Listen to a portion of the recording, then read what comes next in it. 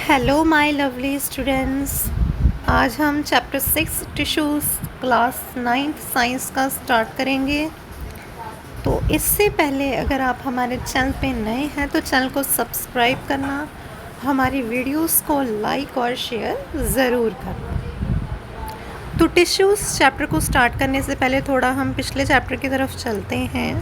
तो वहाँ पे आपने सेल चैप्टर पढ़ा था, ठीक है। 5th चैप्टर आपने पढ़ा था cell the fundamental unit of life, ठीक है। सेल के बिना हमारी लाइफ पॉसिबल है ही नहीं, ठीक है। मिलियंस ऑफ सेल हमारी बॉडी में पाए जाते हैं। अब आपका चैप्टर है टिश्यूज़, ठीक है। सेल तो आपने पढ़ लिए, बट टिश्यूज़ क्या होता है? जब a group of cells that are similar in function and structure, ठीक है। जब मिलियंस ऑफ सेल जिनका फंक्शन और स्ट्रक्चर सिमिलर है वो कंबाइन होते हैं तो वो बनाते हैं टिश्यू।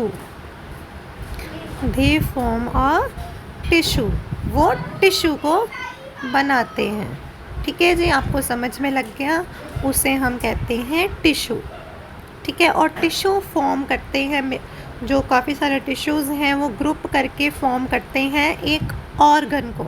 जैसे आपका लिवर हो गया या हार्ट हो गया।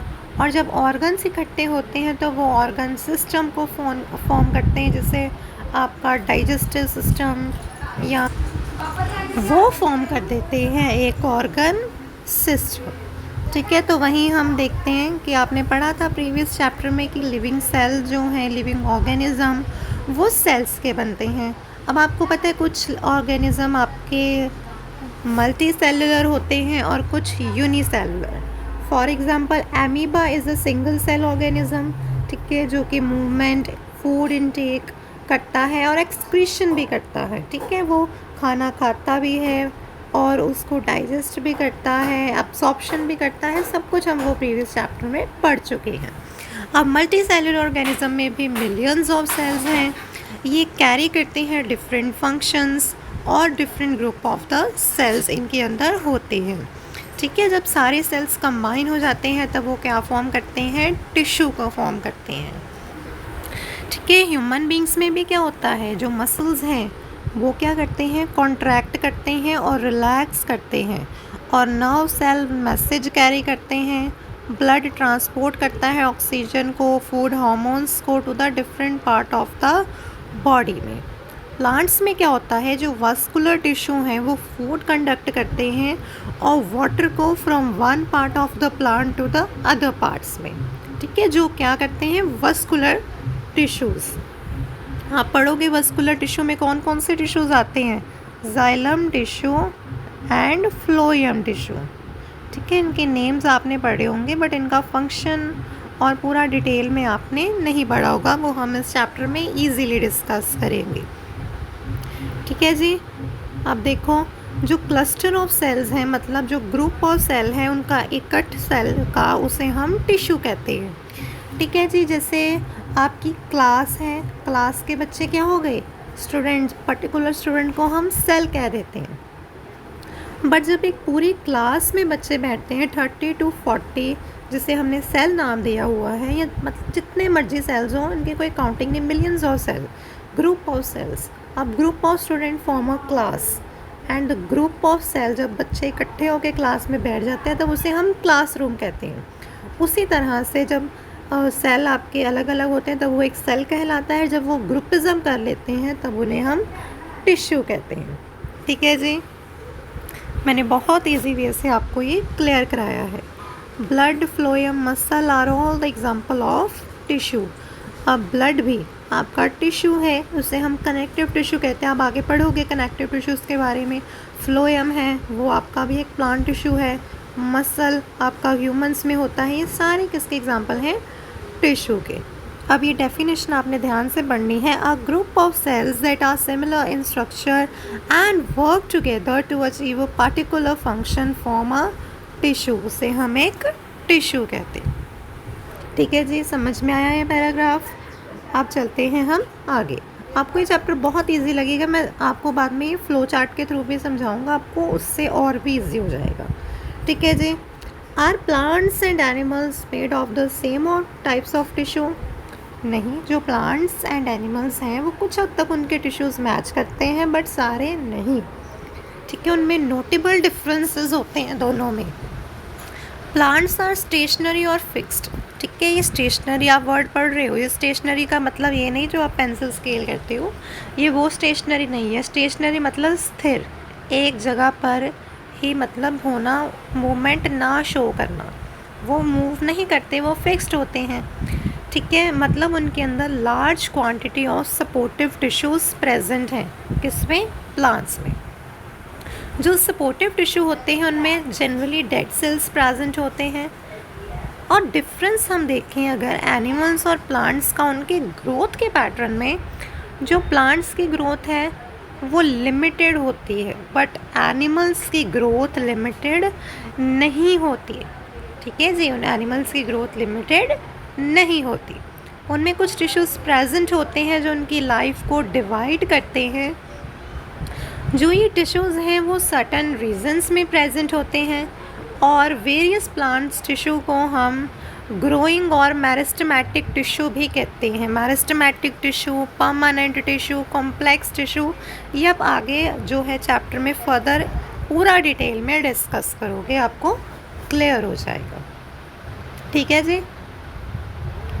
नेक्स्ट है जो ऑर्गेनाइजेशन होती है, स्ट्रक्चरल ऑर्गेनाइजेशन उनकी ऑर्गन्स की और ऑर्गन सिस्टम्स की, मतलब जिस तरह से वो हमारी बॉडी में ऑर्गेनाइज्ड होते हैं वो एनिमल्स और प्लांट्स में डिफरेंट होता है, ठीक है। उनका फंडामेंटल डिफरेंस क्या होता है कि डिफरेंट मोड्स ऑफ लाइफ होते हैं दोनों में, ठीक है। दोनों के लाइफ के मोड्स डिफरेंट हैं, मीन्स कि प्लांट्स अपना खाना खुद प्रिपेयर करते हैं by the process of photosynthesis, but humans जो हैं वो प्लांट्स से अपना खाना लेते हैं। इट मीन्स वो अपना खाना खुद तैयार नहीं कर सकते, ठीक है। ये भी एक डिफरेंस होता है उनके मोड ऑफ लाइफ में, ठीक है जी।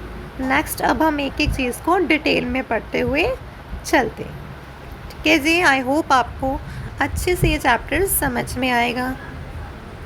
आगे है क्वेश्चंस की एक आपको पर्टिकुलर मैं शॉर्ट वीडियो या पूरा एक लेक्चर दे दूंगा, समझा के हर एक क्वेश्चन करवा दूंगा। अगर आपको क्वेश्चंस की वीडियो चाहिए तो कमेंट सेक्शन में फटाफट से कमेंट कर दो, ठीक है। वैसे क्वेश्चंस आपके इजी हैं। व्हाट इज़ द टिश्यू, अपने अभी डेफिनेशन पढ़ी टिश्यू की, और यूटिलिटी क्या है, मतलब उनकी यूसेज क्या है टिश्यू की मल्टी सेलुलर ऑर्गेनिजम्स में। अब आपका आता है प्लांट टिश्यू, ठीक है। अब हम पढ़ रहे हैं प्लांट टिश्यू के बारे में। उसका फर्स्ट है मेरिस्टेमेटिक टिश्यू, ठीक है। उसके लिए हम ये एक्टिविटी को पढ़ेंगे तो आपको और अच्छे से क्लियर हो जाएगा। आपने 2 ग्लास जार्स लेने हैं और उनको वाटर से फिलअप कर देना है। 2 ऑनियन बल्ब्स लेने हैं, ठीक है। इस तरह से उनको आपने जार 1 और जार 2 में रख देना है, ठीक है जी। आपने ग्रोथ ऑफ रूट्स को ऑब्ज़र्व करना है, मतलब जो रूट्स उसके नीचे नीचे आप देखोगे ग्रो करती चलेंगी, ठीक है। बल्ब्स की फ्यू डेज़ में आपने उनकी रूट्स की लेंथ को मेज़र करते जाना है, डे 1, डे 2 एंड डे 3। आप देखोगे कि डे 4 में आपने क्या करना है, उन रूट टिप्स को कट करना है ऑनियन बल्ब के जार 2 में बाय 1 सेंटीमीटर, ठीक है। 1 सेंटीमीटर आपने जार 2 से उसको कट करना है। उसके बाद आप ऑब्ज़र्व करोगे जो रूट्स की ग्रोथ है वो जार्स में उनकी लेंथ को मेज़र करोगे 5 डेज़ के बाद, और उनकी ऑब्जर्वेशन को आपने रिकॉर्ड करते हुए यहाँ पर चलना है, ठीक है। यहाँ पे मैं आपको पूरा पर्टिकुलर सेंटीमीटर में नहीं बता सकता क्योंकि इसको भी आप जब करोगे एक्टिविटी तो उसको पूरा मेज़र करोगे, है ना। अगर वैसे मैं आपको एक बात बताऊँ, अगर आपको ये एक्टिविटी पूरी प्रैक्टिकल लाइव चाहिए मेरे चैनल पे तो आप कमेंट सेक्शन में कमेंट्स करो, सपोर्ट करो, लाइक करो वीडियो को, तो आपको ये एक्टिविटी मैं फटाफट से लाइव परफॉर्म करा के दिखाऊंगा और आपको कंसेप्ट आपका पूरा क्लियर हो जाएगा, ठीक है स्टूडेंट्स। जो यहाँ से हम थोड़ा पढ़ लेते हैं। ऑब्जर्वेशंस के थ्रू आपने इनको आंसर करना है। Which of the 2 onions has longer root. अब आपने ग्लास 2 में से कट किया था ना, जार 2 में से 1 सेंटीमीटर कट किया था, तो ऑब्वियस सी बात है इसमें से आपने कट किया है तो इसका ही यहाँ से आपका ज़्यादा होगा, इसका ही जो बल उसका ग्रोथ जो है रूट्स की वो ज़्यादा ही होंगी। और अब जार 1 से, क्योंकि आपने जार 2 में से कट किया है। Do the roots continue growing even after we remove their tips? Yes, जो जार 2 में से आप कट करोगे उसकी जो रूट्स हैं वो कॉन्टीन्यूटी में ग्रो करती चलेंगी because of tissue, because of meristematic tissue. ठीक है, अभी हम ऑब्जर्वेशन के बाद पढ़ेंगे। Why would the tips stop growing in jar 2 after we cut them? ठीक है, वो उनकी टिप्स जो हैं वो क्यों बंद होनी स्टार्ट हो गई? ठीक है, तो वो हम स्टार्ट करते हैं। जो प्लांट्स की ग्रोथ है वो स्पेसिफिक रीजन्स में होती है, क्योंकि उनके अंदर डिवाइडिंग टिश्यू, मैंने अभी बताया, मेरिस्टेमेटिक टिश्यू प्रेजेंट होते हैं जो कि सिर्फ एक सर्टन पॉइंट्स में प्रेजेंट होते हैं, depending on the reason where are they present. ठीक है, वो किस रीज़न में प्रेजेंट है। मेरिस्टेमेटिक टिश्यू को हम एपिकल, लैटरल और इंटरसेलरी जो है वो हम उनको क्या करते हैं, डिवाइड करते हैं। अभी आपका एक मेरिस्टेमेटिक टिश्यू आप देख सकते हो, इस तरह से आपका मेरिस्टेमेटिक टिश्यू की डायग्राम पेपर में आ सकती है या लेबलिंग आ सकती है। जो लास्ट वाला थोड़ा सा कहते हैं थिक पार्ट है वो होता है लेटरल मेरिस्टम। जो इधर वाला पार्ट है जो स्ट्राइप टाइप है उसे हम इंटरसेलरी मेरिस्टम कहते हैं, और जो सबसे टिप का पार्ट है उसे हम एपिकल मेरिस्टम कहते हैं। और एपिकल मेरिस्टम क्या करता है, वो ग्रो करता रहता है। ठीक है जी।